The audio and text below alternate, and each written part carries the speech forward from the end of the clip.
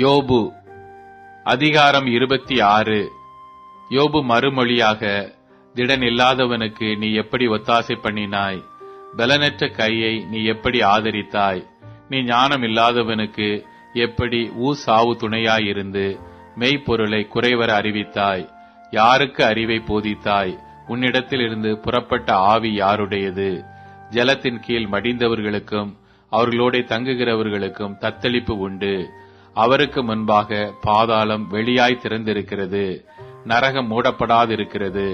அவர் உத்தர மண்டலத்தை வெட்ட வெளியிலே விரித்து பூமியை அந்தரத்திலே தொங்க வைக்கிறார்.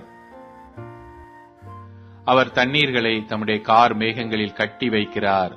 அதன் பாரத்தினால் மேகம் கிழிகிறதில்லை.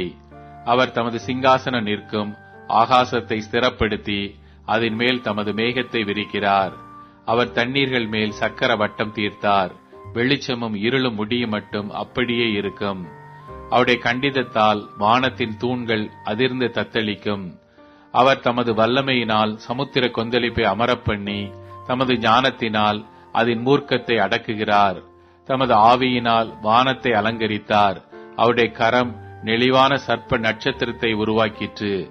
இதோ இவைகள் அவருடைய கிரியையில் கடைக்கோடியானவைகள். அவரை குறித்து நாங்கள் கேட்டது எவ்வளவு கொஞ்சம். அவருடைய வல்லமையின் இடி முழக்கத்தை அறிந்தவன் யார் என்றான்.